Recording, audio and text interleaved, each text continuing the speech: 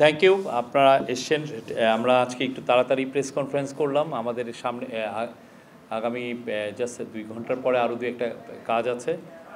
তো আজকে আমি অনেকগুলো 3-4টা বিষয় নিয়ে কথা বলবো। প্রথম কথা হচ্ছে যে আমাদের 6 মাসে ইকোনমিক কী অ্যাচিভমেন্ট, সেটার উপরে একটা রিভিউ মিটিং হয়েছিল চিফ অ্যাডভাইজারের নেতৃত্বে, এবং সামনে আমরা কি চ্যালেঞ্জ ফেস করতে পারি এবং আমরা কিভাবে চ্যালেঞ্জটা উত্তরণ করব, সেটা নিয়ে আজকে একটা বড় মিটিং হয়েছে। চিফ অ্যাডভাইজার ছিলেন, ফিনান্স অ্যাডভাইজার ছিলেন, ফজল কবির খান ছিলেন, খাদ্য অ্যাডভাইজার ছিলেন, এবং অনেক সিনিয়র বাংলাদেশ ব্যাংকের গভর্নর ছিলেন, ক্যাবিনেট সেক্রেটারি ছিলেন, প্রিন্সিপাল সেক্রেটারি ছিলেন, স্পেশাল অনভয় অন প্রফেসর ইউনূসের স্পেশাল অনভয় লুৎফে সিদ্দিকী ছিলেন, এবং অনেক সেক্রেটারি ছিলেন। সবাই আজকে খুব একটা থ্রেডবেয়ার ডিসকাশন হয় যে বাংলাদেশের ইকোনমি এখন কোথায় দাঁড়িয়েছে এবং আমরা কোথায় যাচ্ছি, এটা একটা। তো এটার প্রথমে আমি বলি হচ্ছে যে আমাদের গত বছরের যে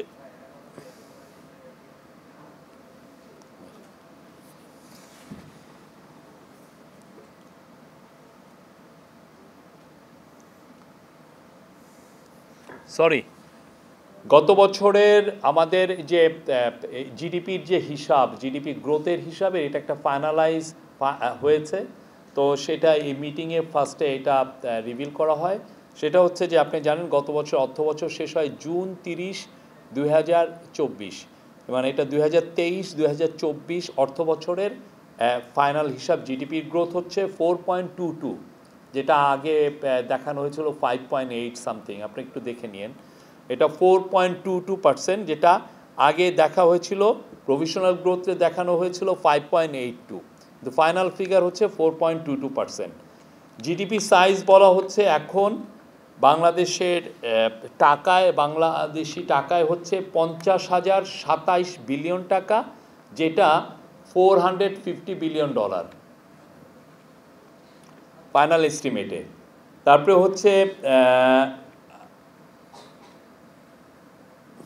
পার ক্যাপিটা জিএনআই, আপনার যে গ্রস ন্যাশনাল ইনকাম, সেটা হচ্ছে $2,738, এবং ফাইনাল এস্টিমেটে, যেটা আগে মানে প্রভিশনাল এস্টিমেট যেটা ছিল 2784, এটা। আর জিডিপির হিসাব আগে প্রভিশনাল যেটা মানে ধরা হয়েছিল হলো $459 বিলিয়ন। তো এটা ফাইনাল এস্টিমেটে এসছে হচ্ছে $450 বিলিয়ন। এটা আজকে দেওয়া হচ্ছে। এবং আজকে আরও একটা বিষয় আসছে, সেটা হচ্ছে যে আপনারা জানেন যে কালকে অপারেশন ডেভিল হান্ট শুরু হয়েছে, এবং ওরই পরিপ্রেক্ষিতে আপনারা জানেন কিছুদিন আগে প্রফেসর ইউনূস জানিয়েছিলেন, একটা মিটিং করেছিলেন একটা সিনিয়র আইন শৃঙ্খলা বাহিনীদের কর্মকর্তাদের সাথে। সেখানে হোম অ্যাডভাইজার ছিলেন, special assistant on home affairs Khodabux Chowdhury ছিলেন। সেই জায়গায় একটা আমাদের ওনার ডিসিশন ছিল যে একটা কমান্ড সেন্টার এস্টাবলিশ করা, একটা সেন্ট্রাল, যার ফলে প্রত্যেকটা ল এনফোর্সিং এজেন্সি কে কী কাজ করছে সেটা যাতে খুব ভালো কোঅর্ডিনেট করা যায়। তো আপনারা জেনে খুশি হবেন যে আজকে 6টায় এই কমান্ড সেন্টারটা এটা রোল আউট হচ্ছে, এটা তার কাজ শুরু করছে। এবং এইখানে রেগুলার যেগুলো আইন শৃঙ্খলা বাহিনী যেগুলো আছে, যেগুলো হোম মিনিস্ট্রির সাথে যুক্ত, পুলিশ আছে, বিজিবি আছে, তারপরে কোস্টগার্ড আছে, র্যাব আছে, এদের বাইরে যে আরও থাকবে হচ্ছে আর্ম ফোর্সেসেরও এখানে প্রতিনিধি থাকবে। এটা একটা পুরো, আপনারা জানেন আর্ম ফোর্সেস ল এনফোর্সিংয়ের কাজ করছে, তাদেরকে ম্যাজিস্ট্রেসি পাওয়ারও দেওয়া হয়েছে সেই অগাস্ট মাসের থেকে। তো আমরা আশা করছি যে এর ফলে বাংলাদেশে আইন শৃঙ্খলা পরিস্থিতি আরও উন্নত হবে এবং খুব কুইক রেসপন্স করা যাবে। পুরো জায়গায় যদি দেখা যায় যে কোনো আইন শৃঙ্খলা পরিস্থিতির অবনতি হওয়ার একটা আশঙ্কা হচ্ছে, সেখানে এই কুইক রেসপন্স করবেন তারা। আর আজকে আর একটা বিষয় হচ্ছে যে আমরা কোরিয়ান ইপিজেড আপনারা জানেন, কোরিয়ান ইপিজেড বাংলাদেশে যেগুলো বেসরকারি এবং বিদেশি বিনিয়োগের যেটা ইপিজেড, এটা ইপিজেড মানে এক্সপোর্ট প্রসেসিং জোন, একটা ইন্ডাস্ট্রিয়াল পার্ক, সেটা 2,500 একরের উপর একটা জায়গায়। এইটা কোরিয়ান ইপিজেডের একটা জমি নিয়ে অনেক দিন সমস্যা ছিল, বিশেষ করে গত স্বৈরাচারী গভর্নমেন্টের আমলে এই জমিটার দিকে চোখ পড়েছিল সেই সময়ের খুবই বড় বড় পলিটিশিয়ানরা। তারা চাচ্ছিলেন যে তার জমিগুলো, এই 2,500 জমি যিনি ডেভেলপ করেছেন, এটা তারা নিয়ে নিতে চাচ্ছিল। ফলে যেটা হয়েছে যে কোরিয়ান ইপিজেডের এই অনেক বড় বড় কোম্পানি, কোরিয়ান আপনি জানেন স্যামসাং, এরা অনেক বড় বড় কোম্পানি এখানে কোরিয়ান ইপিজেডে ইনভেস্টমেন্ট করতে চাচ্ছিল, কিন্তু এই যে জমি নিয়ে যে জটিলতা, সেটার কারণে এটা হচ্ছিল না, এই জটিলতাটা যাচ্ছিলই না। তো এত বছর ধরে কিহাকসুন, উনি বাংলাদেশে one of the largest investor, এবং কিহাকসুনের ইয়াংওয়াং হচ্ছে বাংলাদেশের লার্জেস্ট গার্মেন্ট এক্সপোর্টার। এই যে সমস্যাগুলো তৈরি করছিল সেই সময় পতিত স্বৈরাচারের কানেক্টেড পলিটিশিয়ানরা বা তাদের পাওয়ারফুল পলিটিশিয়ানরা, এর ফলে বিদেশি যে বিনিয়োগ, বড় একটা বিনিয়োগ বাংলাদেশে আসে নাই। এবং ইভেন কিহাকসুন নিজে বাংলাদেশের বিনিয়োগের বাইরে উনি অনেক বিনিয়োগ ভিয়েতনামে নিয়ে গেছেন, সেখানে তার কোম্পানি অনেক বড় হয়েছে। তো আমাদের এই প্রথম একটা বড় চ্যালেঞ্জ ছিল যে এই কোরিয়ান ইপিজেডের যে ল্যান্ডের সমস্যাটা যে করেই হোক এটা ঠিক করতে হবে। এবং আমরা কোরিয়ান ইপিজেডকে আমরা কথা দিয়েছিলাম 6ই ফেব্রুয়ারির মধ্যে তাদের যে ল্যান্ডের যে সমস্যাগুলো এটা দূরীভূত হবে, এবং আমরা ঠিক 6ই ফেব্রুয়ারি তাদের হাতে তাদের ল্যান্ডের মিউটেশন পেপার সমস্ত কিছু তাদের হাতে হস্তান্তরিত। এখানে এখন আর কোরিয়ান ইপিজেডের কোনো ধরনের কোনো সমস্যা নাই। আমরা আশা করব কোরিয়ান ইপিজেডে বড় বড় বিনিয়োগ আসবে এবং এর ফলে হাজার হাজার জব তৈরি হবে, খুব ভালো ভালো জব তৈরি হবে। আর আজকে লাস্ট এবং সবচেয়ে ইম্পর্টেন্ট জিনিস হচ্ছে যে বাংলাদেশের অর্থনীতির গত 6 মাসে কি করলো, এবং আমরা আগামী একটা বছর বা আমাদের যতদিন টেনিউর আছে আমরা কি করতে চাচ্ছি, সেটার উপরে একটা বড় একটা পেপার প্রেজেন্টেশন হয়েছে। আমরা এই পেপারটা খুব দ্রুত এটার যেগুলো মূল সারবস্তু সেগুলো আপনাদের সাথে হাজির করব, খুব দ্রুত এটা আপলোডেড হবে। তো তার আগে আমরা যেটা বলি যেটা জানাচ্ছি যে সেটা হচ্ছে যে এখানে অনেকগুলো বিষয় নিয়ে আসছে, মূল্যস্ফীতির গতিধারা নিয়ে আসছে, মূল্যস্ফীতি কোথায় হচ্ছে, তারপরে খাদ্য নিরাপত্তার উপরে একটা প্রেজেন্টেশন ছিল, রাজস্ব বিদ্যুৎ জ্বালানি নিরাপত্তা নিয়ে একটা বড় প্রেজেন্টেশন ছিল, রাজস্ব আহরণ আমরা কেমন করছি, কেন রাজস্ব আহরণের উপর নির্ভর করছে যে সরকারি কর্মচারীদের বেতন বা সরকারের ডেভেলপমেন্ট এক্সপেন্সেস মিট আপ করা। আর এছাড়া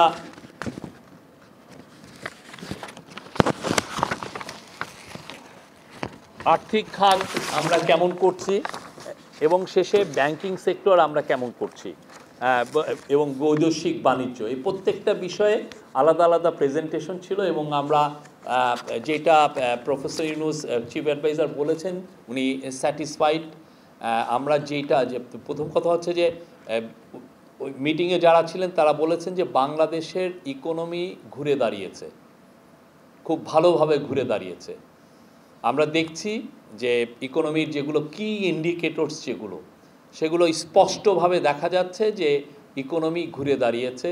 আপনার এক্সপোর্ট গত 6 মাসে এই গভর্নমেন্টের 6 মাসে, আমরা তো যদিও জুলাই মাস আমাদের ইয়েতে ছিল না, এই 5 মাসও যদি ধরেন এটা 10%-এর মতো গ্রোথ, ইম্পোর্টের গ্রোথ হয়েছে, আপনি জব তৈরি হচ্ছে নতুন নতুন। তারপরে আমাদের ইনফ্লেশন আপনি জানেন একটা সময় 12%-এর মতো উঠে গিয়েছিল, ইনফ্লেশন আবার পয়েন্ট টু পয়েন্ট হিসাবে এটা 9%, মানে সিঙ্গেল ডিজিটে এসছে।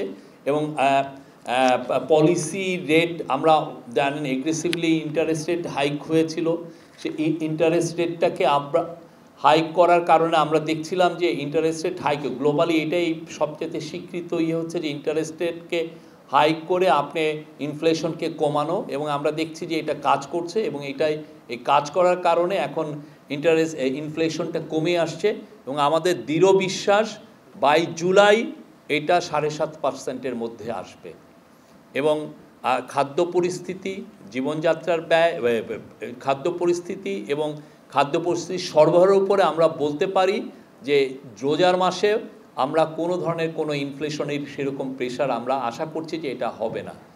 তারপরে আমাদের কিছু চ্যালেঞ্জ আছে, সেই চ্যালেঞ্জেরগুলোও এখানে আসছে। আমি কিছু কিছু জায়গায় আপনাদেরকে পড়ে পড়ে শোনাচ্ছি। যেমন ধরেন মূল্যস্ফীতি নিয়ন্ত্রণে গৃহীত পদক্ষেপগুলো এই মিটিংয়ে যেটা বলা হয়েছে, মূল্যস্ফীতি নিয়ন্ত্রণে সংকোচনমূলক মুদ্রানীতি এবং সহায়ক রাজস্ব নীতি গ্রহণ করা হয়েছে। নিতে সুদের হার 2024 সালে ছিল 8%, ধাপে ধাপে তা বৃদ্ধি করে ডিসেম্বর 2024 সালে 10% উন্নতি করা হয়েছে। নীতি সুদ মানে বুঝুন তো পলিসি ইন্টারেস্ট রেট, এবং এর ফলে নীতি সুদ হারের করিডোরের ঊর্ধ্বসীমা 11.5% উন্নতি হয়েছে। সকল প্রকার ডিভলভমেন্ট টাকা ছাপানো বন্ধ রাখা হয়েছে। সকল প্রকার টাকা ছাপানো বন্ধ রাখা হয়েছে। কম গুরুত্বপূর্ণ অপ্রয়োজনীয় উন্নয়ন প্রকল্প বাতিল সহ সরকারি খরচ হ্রাসের সর্বোচ্চ প্রচেষ্টা অব্যাহত রয়েছে। চাল, আলু, পেঁয়াজ, ভোজ্য তেল ইত্যাদি নিত্য প্রয়োজনীয় পণ্যের উপর শুল্ক অব্যাহতি হ্রাস করা হয়েছে। ঢাকা এবং চট্টগ্রাম জেলা শহরে OMS এর মাধ্যমে ডিসেম্বর মাসে সুলভে সবজি বিক্রি করা হয়েছে। দেশের 1 কোটি পরিবারকে ফ্যামিলি কার্ডের মাধ্যমে সুলভ মূল্যে পণ্য সরবরাহের কার্যক্রম বাস্তবায়ন করা হচ্ছে। ট্রাকের মাধ্যমে বিভাগীয় শহরগুলোতে তেল, চিনি, ডাল এবং রমজান উপলক্ষে খেজুর এবং ছোলা সুলভ মূল্যে সরবরাহ করা হবে।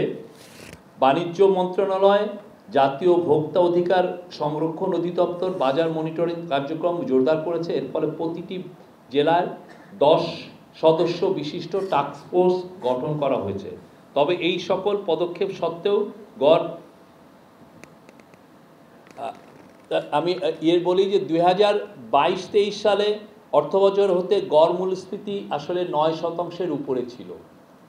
যদিও আমরা তাদের যে ডেটাটা কতটা কি আমরা মনে করি যে অনেক ডেটাই ম্যানিপুলেটেড ছিল, এবং আপনি যদি এক্সপার্টদের সাথে কথা বলেন তারা বলবেন যে স্বৈরাচারের শেষের দিকে তারা ডেটা এতই ম্যানিপুলেটেড করেছেন যে রেট অনেক হাই থাকা সত্ত্বেও সেটাকে 9-10 দেখানো হয়েছে ইনফ্লেশন। চলতি অর্থ বছরে জুলাই মাসে পয়েন্ট টু পয়েন্ট ভিত্তিতে সাধারণ মূল্যস্ফীতি 11% ছাড়িয়ে যায়। জানুয়ারি 2025 সালে কিছুটা কমে তা 9.94% ছাড়িয়েছে। সবচেয়ে যেটা উল্লেখযোগ্য সেটা হচ্ছে পয়েন্ট টু পয়েন্ট ভিত্তিতে ডিসেম্বর মাসে খাদ্য মূল্যস্ফীতি হয়েছিল 12.92%। জানুয়ারি 2025-এ এটা হ্রাস পেয়ে 10.72% দাঁড়িয়েছে। দ্যাট মিনস 2% এর উপর এটা কমেছে।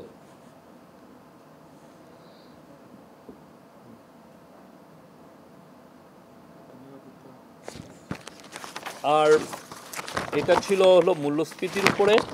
তারপরে খাদ্য নিরাপত্তার বিষয়ে আমি বলছি।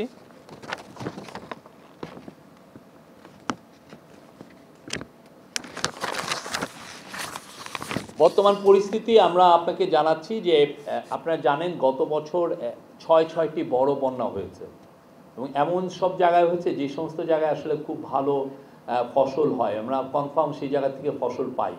কিন্তু দেখা যাচ্ছে এই ফসলের ফলে দুই দফা একটানা বন্যা হয়েছে, এবং ফলে আউশ এবং আমনের উৎপাদন লক্ষ্যমাত্রার চেয়ে 9.55 লক্ষ এবং 9.58 লক্ষ মেট্রিক টন কম হয়েছে। তারপরেও আমরা বলছি যে আমাদের এখন খাদ্যশস্যের মজুদ রয়েছে 1.36 মিলিয়ন মেট্রিক টন। হ্যাঁ, না এখন এটা বাট এটা গত বছরতে কম হলেও আমরা যে পরিমাণ খাদ্যশস্য আমদানি হচ্ছে আমরা আশাবাদী খাদ্যশস্যের মূল্য আরও কমবে, এবং ইন্টারন্যাশনালি আমরা যেটা দেখছি যে হুইটের এবং রাইসের দাম কমছে, এবং ফলে আমরা আশা করছি যে বাংলাদেশেও এটার রিফ্লেকশন হবে। আর মজুদ ও সরবরাহ ব্যবস্থা স্বাভাবিক রাখতে চলতি অর্থ বছরে আরও 9 লক্ষ টন খাদ্যশস্য আমদানির উদ্যোগ নেওয়া হয়েছে। ইউরিয়া সারের বাফার স্টক প্রায় 8 লক্ষ মেট্রিক টনে উন্নত করা হয়েছে। যা আগামী মার্চ মাস পর্যন্ত অব্যাহত থাকবে। সারের মূল্য স্থিতি রাখার লক্ষ্যে ভর্তুকি প্রদান অব্যাহত রয়েছে। চলতি অর্থ বছরে সংশোধিত বাজেটে এ বাবদ 28,000 কোটি টাকা বরাদ্দ রাখা হয়েছে। খাদ্য ভর্তুকি বাবদ চলতি অর্থ বছরে সংশোধিত বাজেটে 8,059 কোটি টাকা বরাদ্দ রয়েছে। মূলত ওএমএস, টিসিবি, খাদ্যবান্ধব কর্মসূচি সারা বছর চলমান রাখার লক্ষ্যে বর্ধিত হারে বরাদ্দ রাখা হয়েছে।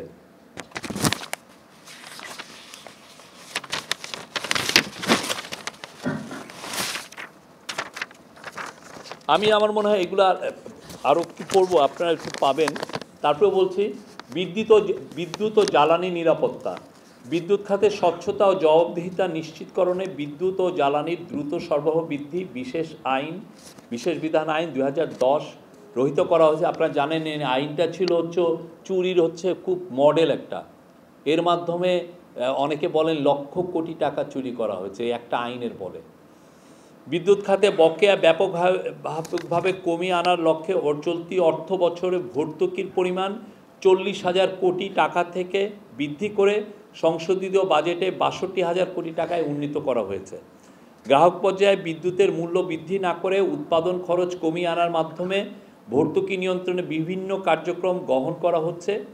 এর ফলে চলতি অর্থ বছরের সর্বমোট 11,444 কোটি টাকা সাশ্রয়, প্রায় 10% ব্যয় হ্রাস করা সম্ভব হবে বলে অনুমান করা হচ্ছে। উৎপাদন ব্যয় যৌক্তিক পর্যায়ে কমিয়ে আনার জন্য ইতিপূর্বে সম্পাদিত চুক্তিতে বিদ্যুতের ক্রয় মূল্য পুনর্বিবেচনা এবং এনার্জি অডিট বাস্তবায়নের উদ্যোগ নেওয়া হয়েছে।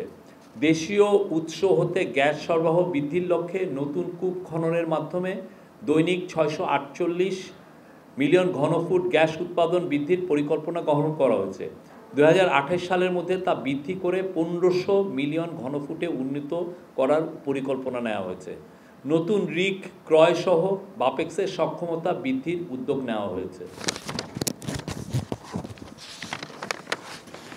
রাজস্ব আহরণ আপনারা জানেন একটা বড় চ্যালেঞ্জ ছিল, এবং আমরা এসে দেখেছি যে আমরা যখন গভর্নমেন্ট যখন টেক ওভার করে দেখা যায় যে আমরা নেগেটিভে ছিলাম। মানে আমরা যা রাজস্ব তার চেয়ে আমাদের ব্যয় বেশি হচ্ছে, আমরা পুরোপুরি আহরণটা নেগেটিভ ছিল।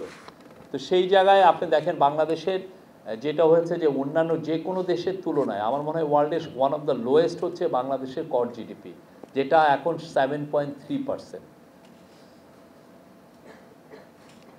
ওইসিডির 2022 সালের উপাত্ত অনুযায়ী এশিয়া প্যাসিফিক অঞ্চলের গড় কর জিডিপি অনুপাত ছিল 19% বেশি, যেখানে আমাদেরটা 7.3। আয়কর বৃদ্ধিতে গৃহীত পদক্ষেপসমূহ যেগুলো ইন্টারিম গভর্নমেন্ট নিয়েছে সেগুলো হচ্ছে করদাতা বান্ধব পরিবেশ ও নিরবচ্ছিন্ন সেবা প্রদান নিশ্চিতকল্পে আয়কর বিভাগের পূর্ণাঙ্গ ডিজিটালাইজেশনের উদ্যোগ গ্রহণ করা হয়েছে। এছাড়া আয়কর আইন 2023-এর প্রয়োজনীয় সংস্কার প্রস্তাবের জন্য একটি টাস্কফোর্স গঠন করা হয়েছে। কর ব্যয় হ্রাস করার লক্ষ্যে 6টি কর অব্যাহতির এসআরও বাতিল এবং আয়কর বাতিল 2023-এর ষষ্ঠ তফসিলের সংশ্লিষ্ট অংশ সংশোধন করা হয়েছে। 4 সিটি কর্পোরেশনের অধিক্ষেত্রাধীন সকল সরকারি কর্মচারী, সকল তফসিলি ব্যাংকের কর্মকর্তা কর্মচারী, 4টি মোবাইল অপারেটর, কোম্পানি কর্মকর্তা কর্মচারী এবং 6টি বহুজাতিক কোম্পানির সকল কর্মকর্তা কর্মচারীদের অনলাইনে রিটার্ন দাখিল বাধ্যতা করা হয়েছে। এটার মূল কারণ হচ্ছে এর মাধ্যমে যাতে লিকেজ না হয়, কেউ যেন এর করের বাইরে যেতে না পারেন। ই রিটার্ন সিস্টেমকে অধিকতর করদাতা বান্ধব করার জন্য ই রিটার্ন কল সেন্টার চালু করা হয়েছে। আর রাজস্ব আহরণ বৃদ্ধি ও করবান্ধব সেবার প্রসারে আয়কর বিভাগে সম্প্রসারণ করে 10টি কর অঞ্চল, 3টি বিশেষ ইউনিট কার্যক্রম শুরু হয়েছে। ভ্যাট আহরণে বৃদ্ধিতে গৃহীত পদক্ষেপ। মূল্য সংযোজন কর আদায় বৃদ্ধিতে কর অব্যাহতি যৌক্তিকীকরণ উদ্যোগ গ্রহণ করা হয়েছে। মূল্য সংযোজন কর আইন ও বিধিবিধান পদ্ধতি সহজকরণে মাঠ পর্যায়ে দিক নির্দেশনা ও ব্যাখ্যাপত্র জারি করা হয়েছে এবং অনলাইন ভ্যাট রিটার্ন দাখিল 80% থেকে 100% উন্নতিকরণের লক্ষ্যে পদক্ষেপ গ্রহণ করা হয়েছে। মূসক আইন মূসক আদায় 52 লক্ষের তালিকাভুক্তির সীমা 50 লক্ষ থেকে 30 লক্ষ টাকায় ও নিবন্ধন সীমা 3 কোটি হতে 50 লক্ষ টাকায় হ্রাস করা হয়েছে। আমদানি পর্যায়ে ও সরবরাহ পর্যায়ে কতিপয় সম্পূরক শুল্ক আরোপযোগ্য পণ্য ও মূসক আরোপযোগ্য সেবার উপরে সম্পূরক শুল্ক হার বৃদ্ধি করা হয়েছে।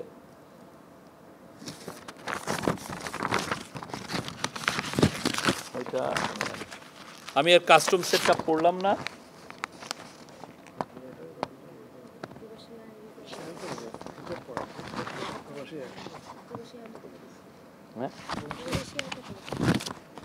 আচ্ছা, বৈদেশিক বাণিজ্যে 2024-25-এর, আচ্ছা আমি মনে হয় যে এটা আমরা তো আপনাদের শেয়ার করব।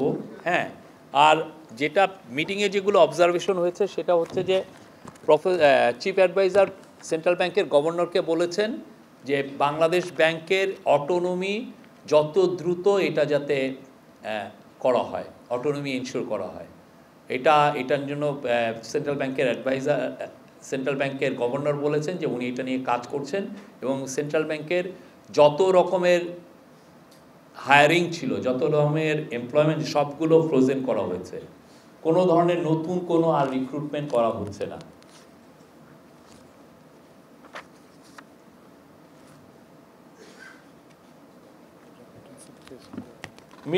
মিটিংয়ের মধ্যে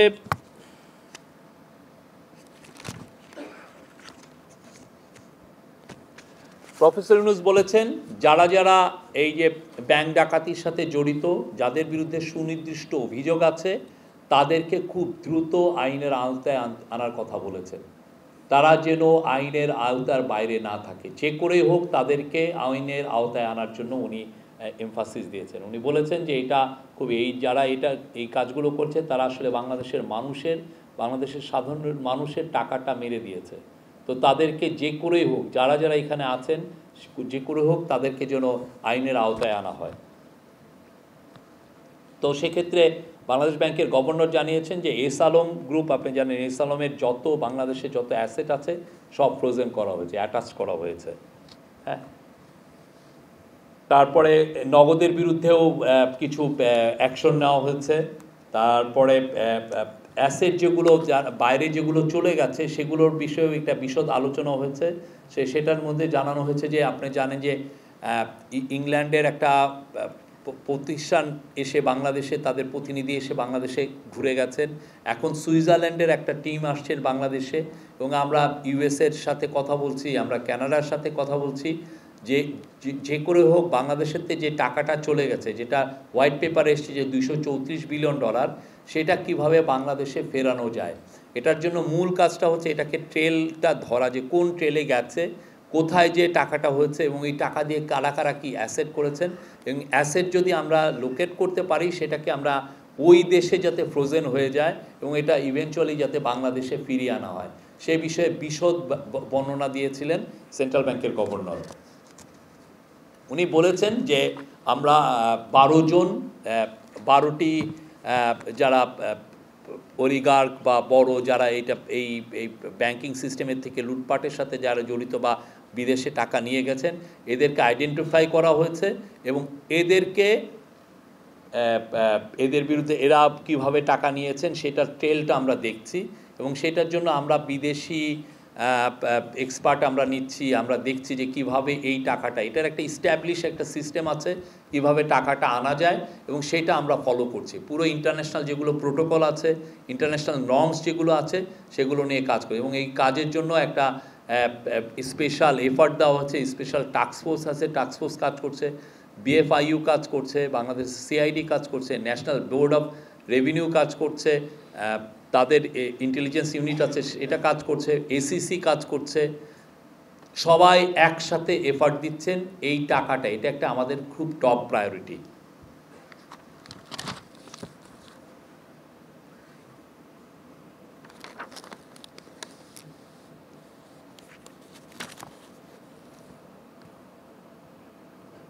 আর ব্যাংকের ক্ষেত্রে উনি বলেছেন যে ব্যাংকের মনিটরিংটা আরও ইন্টেন্সিফাই করা হবে এবং 2টা ব্যাংকের উন্নতিতে উনি জানিয়েছেন যে খুব র্যাপিডলি তারা তাদের উন্নতি করেছে।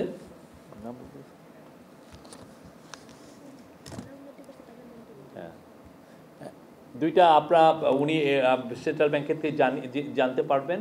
হ্যাঁ, এবং পাবলিক সেক্টর ব্যাংকেও যাতে আরও উন্নতি হয়, সেখানে ডিসিপ্লিন ফিরে আসে, সেগুলো নিয়েও কাজ করা হচ্ছে। উনি বলছেন, সেন্ট্রাল ব্যাংকের গভর্নর জানিয়েছেন যে ওনার যে ইনফ্লেশন স্ট্র্যাটেজি যেটা নিয়েছিলেন, দ্যাট ইজ মানে খুব ভালো কাজ করছে। এবং উনি বলছেন যে মোস্ট লাইকলি জুনের মধ্যে ইনফ্লেশন 7-8-এর মধ্যে এসে পড়বে। এবং উনি বলছেন যে 3 বছরের মধ্যে এই প্রথম আমাদের ব্যালেন্স অফ পেমেন্ট পজিটিভ হয়েছে। এটা একটা ভেরি গুড নিউজ। এবং at the same time policy interest রেটও দেখা যাচ্ছে যে এটা 0.1% একটা পজিটিভ টেরিটরিতে আসছে। এটা ইটস এ সাইন যে আমাদের ইনফ্লেশন আরও কমবে সামনে এটা। এবং আমরা আশা করছি এই ফেব্রুয়ারি এবং মার্চ মাসে এটা খুব ভালো মতো অব্যাহত থাকবে, এবং এইটার বেনিফিটটা আমরা যারা রোজার মাসে আমরা দেখব। আর বেক্সিমকোর নিয়ে অনেকে অনেক রিপোর্ট করছেন, সেক্ষেত্রে আমাদের বক্তব্য হচ্ছে এটা খুবই একটা মাইক্রো, একটা ছোট প্রবলেম। সেটার জন্য প্রফেসর ইউনূস আজকের মিটিংয়ে আবারও বলেছেন এটা খুব সুষ্ঠু যাতে এটার একটা সমাধান হয়, এবং যার ফলে আমরা ওই পুরো বেক্সিমকোর আশেপাশে যেগুলো ফ্যাক্টরি অ্যাফেক্টেড হচ্ছে সব জায়গায় যাতে একটা ডিসিপ্লিন ফিরে আসে। সালেউদ্দিন ফাইন্যান্স অ্যাডভাইজার জানিয়েছেন যে ম্যাক্রো ইকোনমিক স্ট্যাবিলাইজেশন বাংলাদেশে ফিরে এসছে।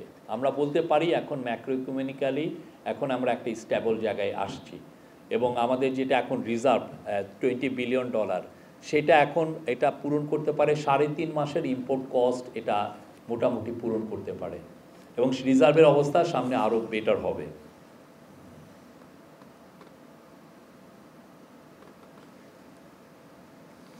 প্রফেসর ইউনূস সবাইকে ধন্যবাদ দিয়েছেন ইকোনমি ম্যানেজমেন্ট ভালোভাবে ম্যানেজ করার জন্য, বাট উনি বলেছেন we need to do better.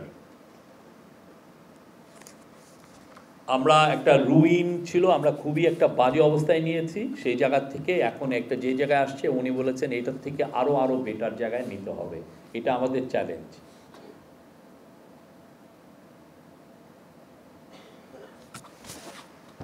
আর হ্যাঁ হ্যাঁ প্রবাসী আপনি একটু হ্যাঁ এইটা আমি দিচ্ছি, এই যে না ওইটা নাই, এই যে এটা 4 লাখ করে এটা দেন।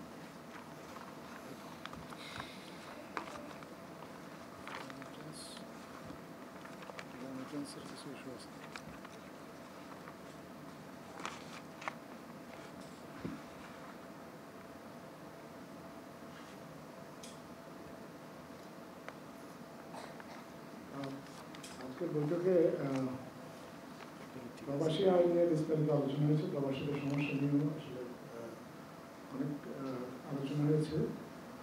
গত 6 মাসে দেখা গেছে যে 23% মতো প্রবাসী আয়ের প্রবৃদ্ধি আছে, এবং দেখা গেছে যে আমাদের যে বিদেশি যে মাইগ্রেশন, এই মাইগ্রেশনটা বাড়ছে।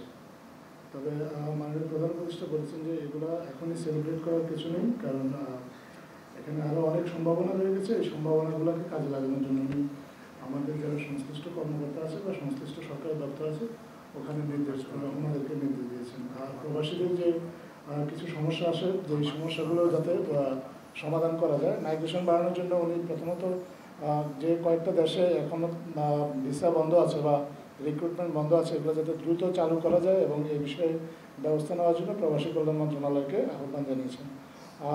আরও যে মেশিন রিডেবল পাসপোর্টের কথা আমরা বলেছিলাম যে এর আগে যে অনেকগুলো মেশিন রিডেবল পাসপোর্টের প্রক্রিয়াগত কিছু জটিলতার কারণে মেশিন রিডেবল পাসপোর্টের অনেক আবেদন পেন্ডিং ছিল এবং এগুলো পাঠানো যাচ্ছিল না।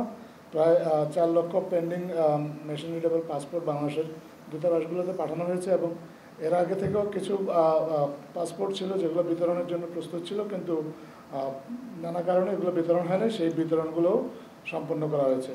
4 লক্ষ পুরোটাই বিতরণ, 4 লক্ষ যে মেশিন রিডেবল পাসপোর্ট ছিল সেগুলো বিতরণ করা শেষ হয়েছে, এবং প্রবাসীদের যাতে পাসপোর্ট পেতে যাতে কোনো ধরনের সমস্যার মুখোমুখি না হতে হয়, সেজন্য প্রবাসী বাংলাদেশিদের আরও তাদের যে সেবাটা, এই সেবাটা যাতে আরও বাড়ানো যায়, এই বিষয়ে উনি আসলে সংশ্লিষ্ট মন্ত্রণালয়কে নির্দেশ দিয়েছেন।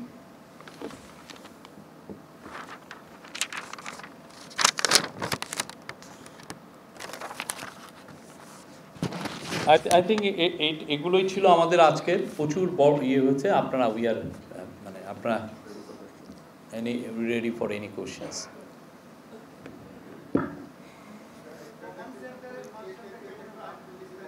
হ্যাঁ হ্যাঁ, একজন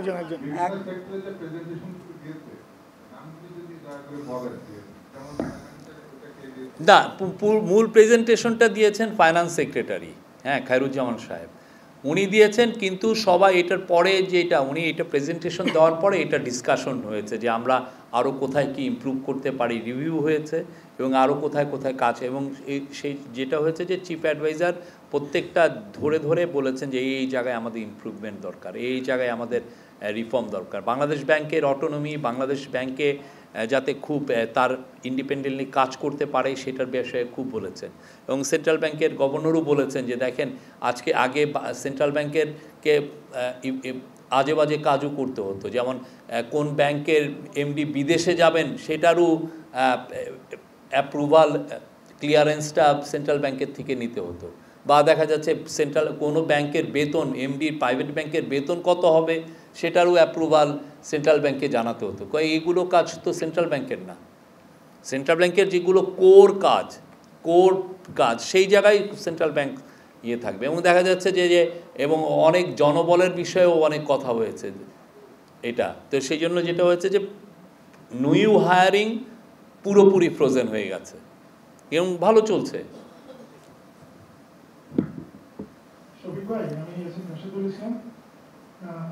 আমাদের মাননীয় প্রধান উপদেষ্টা অর্থনীতির সার্বিক পরিস্থিতিতে সন্তুষ্ট প্রকাশ করেছে, এবং আমরা দেখেছি যে গত 6 মাসে remittance, export, exchange rate, reserve সবকিছু ভালো করছি। কিন্তু আপনি জানেন যে সিপিডি সাম্প্রতিক সময় বলেছে যে গত 6 মাসে সরকারের অর্থনীতিতে খুব কার্যকর পদক্ষেপ নিতে দেখি না। কার্যকর পদক্ষেপ না নিলে ইকোনমি এই জায়গায় কিভাবে আসে? এক্সপোর্টেরই বা এইভাবে কীভাবে গ্রোথ হয়, বা ইনফ্লেশনই বা কীভাবে নেমে আসে, বা ব্যাংকিং সেক্টরেই কীভাবে ডিসিপ্লিন আসে? ঠিক না? এটা অনেকে ওনাদের অবজারভেশন দিয়েছেন, আমরা সবাইকে ওয়েলকাম জানাই, সবাই তাদের মন্তব্য করবেন। ওনারা সিপিডি খুব নামকরা থিঙ্ক ট্যাঙ্ক, কিন্তু আমার মনে হয় যে ওনাদের কাছে সম্পূর্ণ ডেটা নাই, বা আমরা কি মেজারগুলো করেছি, সে মেজারগুলো নিয়েছি সে বিষয়ে ওনারা আমার মনে হয় আরও জানাশোনার বিষয় ছিল, সেটা হয়তো আর নাই। আমি মনির, আমি যোগান্তরের কাজ করছি। ছোট্ট ডাটা ম্যানিপুলেশনের কথা যেটা বলছেন যে জিএনআই পার ক্যাপিটাল 2738 মার্কিন ডলার, কিন্তু বাজেটের লক্ষ্যমাত্রা কিন্তু এরকমই ছিল, খুবই কাছাকাছি। কিন্তু এটা যে হয় ডাটা ম্যানিপুলেশনটা কীভাবে হয় এটা বলবেন? কোন ডাটা ম্যানিপুলেশন? আপনি জিডিপি এবং অন্যান্য ডাটা ম্যানিপুলেশন নিয়ে বলছিলেন যে ডাটা ম্যানিপুলেট করা হয়েছে, কিন্তু এটা জিএনআই যেটা 30 জুন পর্যন্ত, যেটা হ্যাঁ 2738 মার্কিন ডলার, বাজেটের লক্ষ্যমাত্রা এবং আগের বছরগুলোতে এটা গত বছরের কথা বলছি, এই বছরের না, গত বছরেরটা 2023-24-এর। আরেকটা বিষয় হলো ব্যালেন্স অফ পেমেন্ট এবং রিজার্ভ নিয়ে যেটা বলছি, সেটা কারণ এখন বর্তমানে আমদানি এবং বিদেশি পণ্যের আমদানি সম্পূর্ণ বন্ধ, এবং আমাদের দেশের মানুষের বড় একটা অংশ ইন্ডিয়াতে চিকিৎসার জন্য যায়, তো ইন্ডিয়াতে চিকিৎসা বন্ধ, সেখানে তো রিজার্ভ বেড়ে গেছে। এইটা বিপরীতে তো রপ্তানি এবং সবকিছু আসতেছে, সবকিছু স্বাভাবিক, এই দুইটা ব্যয় যদি হতো ব্যালেন্স অফ পেমেন্ট এই অবস্থায় থাকতো না। অর্থনীতি কিভাবে ঘুরে যাচ্ছে সেটা বলছে। আমাদের লাক্সারি পণ্য যে খুব বেশি আসে তা না, ঠিক আছে, সেটার যে খুব রিফ্লেকশন হয় সেটা না। আর ইন্ডিয়াতে কতজন যাচ্ছেন সেটাও না, কিন্তু কথা হচ্ছে যে আমরা দেখছি যে এক্সপোর্টের পারফরমেন্স খুবই ভালো, এবং এই ইম্পোর্ট আমরা দিব, ইম্পোর্টও তো ঘুরে দাঁড়িয়েছে, ইম্পোর্ট গ্রোথ হচ্ছে। এবং আপনি চিটাং পোর্টের এটা একটা বড় বিষয় হচ্ছে চিটাং পোর্টে কন্টেনার হ্যান্ডলিং, এটা যদি আপনি দেখেন ওইখানেও দেখবেন যে প্রায় কত আপনি কিছুদিন আগে এটা এসছে 7.5 না 10%-এর মতো, আমি ফিগারটা আউট আমার কাছে মনে নেই, বাট খুবই ভালো পজিটিভ একটা ফিগার। তো এগুলো দিজ আর অল ইন্ডিকেশন যে আমাদের ইকোনমি ঘুরে দাঁড়িয়েছে। সর্বশেষ ক্ষেত্রে যেহেতু অর্থনীতি সমস্ত ইন্ডিকেটরগুলো ভালো বলছে, এলডিসি গ্রাজুয়েশন নিয়ে কিছু ভাবছেন, এর আগের মিটিং আপনি বলছিলেন এটা বিবেচনা করছেন কিংবা নতুন কিছু ভাবা হচ্ছে কি কোনটা? এলডিসি গ্রাজুয়েশন 2024 না, এটার জন্য এক্সপার্টরা আছেন, তারা এটা দেখবেন। সেটার জন্য খুব আরও ভালো চিন্তা ভাবনা করে এটা এক্সপার্টরা একটা বিষয় দেখবেন।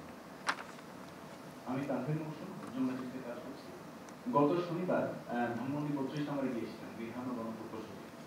সেখানে গিয়ে তিনি যেটা জানিয়েছেন যে বঙ্গবন্ধু স্মৃতি জাদুঘর সেটার জন্য একটা জমি বরাদ্দ দেওয়া হয়েছিল 20 কাঠা, কিন্তু সেখানে আসলে 5টা জমি দখলে আছে প্রায় 100 কাঠার মতো। তো সেটা নিয়ে এবং সর্বোপরি ধানমন্ডি 32 নম্বর নিয়ে সরকারের ভবিষ্যৎ সিদ্ধান্ত বা এখন করণীয় কি বলে ভাবছে? সেটা কাউন্সিল অফ অ্যাডভাইজার এনারা দেখবেন। এটা নিয়ে আমাদের কাছে এই বিষয়ে কোনো ইনফরমেশন নেই।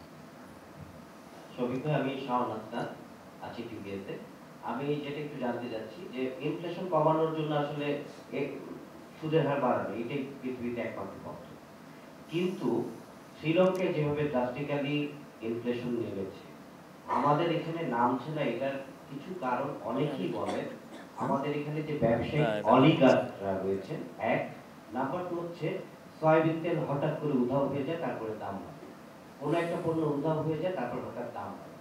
এই বিষয়টা তদারকিতে আপনারা কি করছেন? না, এটা নিয়ে আজকে কিন্তু আপনি খুব ভালো একটা বিষয় করলেন। এটা নিয়ে কিন্তু মিটিংয়ে আলাপ হয়েছে যে শ্রীলঙ্কার, কিন্তু আপনার মনে রাখতে হবে শ্রীলঙ্কার আপনার জানা আছে যে শ্রীলঙ্কার ইনফ্লেশন কত উঠেছিল? ওইটা 60-70% উঠেছিল। আমাদের এখানে স্ট্যাবার্নলি এই জায়গায় এসেছিল, কিন্তু আমরা খুব নিয়ন্ত্রিত খুব এটাকে বলবো যে সফট ল্যান্ডিং করে এটাকে নামিয়ে আনা হয়েছে। হ্যাঁ, এবং আমরা মনে করি মানে আমাদের কাজটা we did better then what Sri Lanka did. হ্যাঁ, এবং আপনি সামনে আরও দেখবেন এটা 6-7%-এর দিকে নেমে আসবে, 7-7.5-এর মতো নেমে আসবে।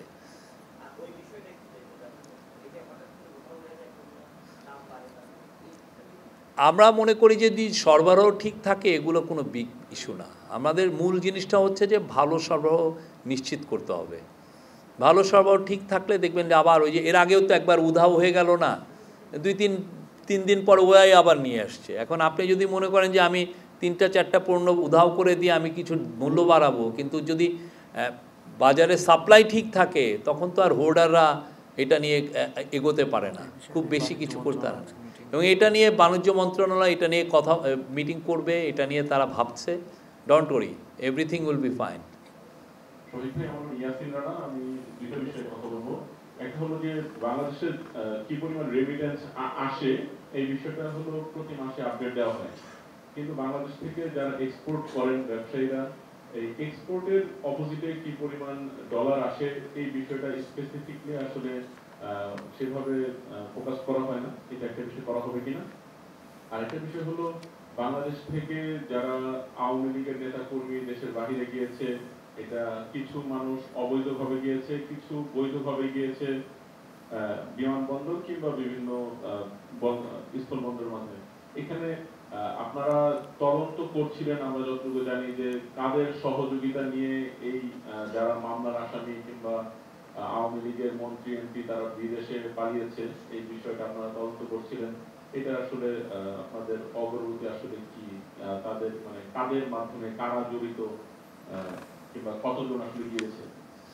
আপনার দ্বিতীয় প্রশ্নটা হচ্ছে এটা নিয়ে আমাদের তদন্ত হচ্ছে এবং আমরা দেখছি কারা কারা আছে, তাদেরকে অ্যারেস্ট করার চেষ্টা হচ্ছে। এবং আমরা বারবার বলেছি যে বেশিরভাগ লোক যারা পালিয়েছেন তারা পালিয়েছেন 5 থেকে 8 তারিখের মধ্যে, যখন দেশে কোনো গভর্নমেন্ট ছিল না। তারপরেও আপনি জানেন যে 5 তারিখের থেকে প্রায় 13, 14, 15 তারিখ পর্যন্ত পুলিশ ছিল না। আমাদের ছেলেমেয়েরা রাস্তায় নেমে তারা ট্রাফিক পুলিশের দায়িত্ব পালন করেছে। অনেকে তাদের পাড়ায় পাড়ায় রাত জেগে পাহারা দিয়েছেন। তো সেই জায়গায় আপনি মানে একটা এই যে উদ্ভূত পরিস্থিতিতে আমরা তারপরে পুলিশকে তাদের কাজে ফিরিয়ে এনেছি, এনে আস্তে আস্তে তারা দেখেন আইন শৃঙ্খলা পরিস্থিতি কিন্তু কিন্তু অনেক ভালো। এবং আমাদের ডেপুটি প্রেস সেক্রেটারি কয়দিন আগে বললেন না যে আপনি যদি খুনের হিসাব দেখেন, আমরা বলছি যে কিছু কিছু জায়গায় ছিনতাই বেড়ে গেছে, কিছু কিছু ডাকাতিও কিছু কিছু জায়গায় বেড়েছে, কিন্তু আপনি খুন দেখেন এই 5 বছরের মধ্যে সবচেয়ে কম। সেপ্টেম্বর থেকে ডিসেম্বরে যে আমরা ফিগারটা দিয়েছি 5 বছরের মধ্যে সবচেয়ে কম। তাহলে কি এটা তো আমরা তো ডেটা ম্যানিপুলেট করছি না। আর আপনার প্রথম কোশ্চেনটা কি ছিল? রেমিটেন্স ইস্যুতে বাংলাদেশ থেকে যেসব প্রবাসী শ্রমিক যারা গিয়েছেন তারা যে রেমিটেন্সটা পাঠান এই বিষয়ে প্রতি মাসে হলো আপডেট দেওয়া হয়, কিন্তু যেসব ব্যবসায়ীরা এক্সপোর্ট করে না সেটা নিয়েও কিন্তু আমাদের এটা নিয়ে আগেই একটা ছিল যে যারা এক্সপোর্ট করেন অনেক ইনফ্লেটেড ফিগার আসে, তো সেটা নিয়ে এই জায়গাগুলো সমন্বয় করার দায়িত্ব হচ্ছে Bangladesh bank, national board of revenue এবং এক্সপোর্ট প্রমোশন ব্যুরো। এখন যে ফিগারটা আসছে আপনারা দেখেন, যে ফিগারটা পান এটা কিন্তু সমন্বয় করা ফিগার, এখানে কোনো ডাবল কাউন্টিং বা ডেটা ম্যানিপুলেশনের কোনো সুযোগ নাই। এবং আমরা যারা যারা যে কে কতটুক এক্সপোর্ট করছেন সেটা আমরা জানছি। অনেকে আমাদের বিজনেসম্যানদের মধ্যে অনেকে বলেন যে আমার $800 মিলিয়ন এক্সপোর্ট, কিন্তু আপনি যদি ডেটা খুঁজে দেন দেখেন যে এটা 500 মিলিয়নও হয়নি, সেগুলোও হয়, অনেকে ইনফ্লেটেড বলেন। বাট আমাদের এখন যে ফিগার সেটা ঠিক আছে। আন্ডার ইনভয়েসিং, ওভার ইনভয়েসিং এটা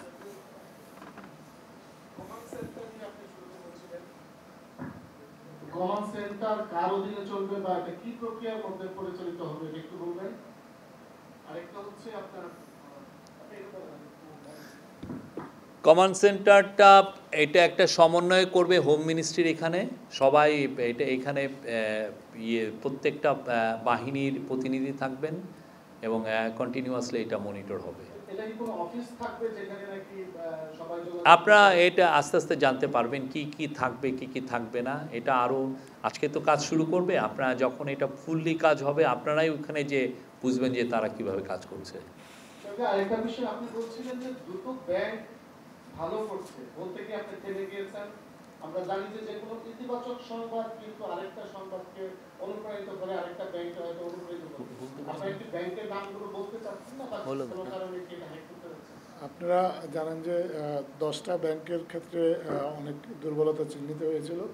এই ব্যাংকগুলো যাতে তাদের দুর্বলতা কাটিয়ে উঠতে পারে সেজন্য তাদেরকে সরকারের পক্ষ থেকে নানা ধরনের সাপোর্ট দেওয়া হচ্ছে এবং আস্তে আস্তে ব্যাংকগুলো ঘুরে দাঁড়াচ্ছে। এবং এই যে ঘুরে দাঁড়ানোর প্রক্রিয়া, এই প্রক্রিয়া অনুসরণ করে ইউসিবি এবং ইসলামী ব্যাংক তারা এখন এর মধ্যে যথেষ্ট ভালো করছে এবং তারা তাদের যে সমস্যাগুলো আছে এগুলো কাটিয়ে উঠে তারা আবার পুনরায় তাদের যে স্বাভাবিক ব্যাংকিং কার্যক্রম সেটা এখন সেদিকে আস্তে আস্তে এগিয়ে যাচ্ছে। তারা ভালো করছে, এখন তারা ভালো করছে।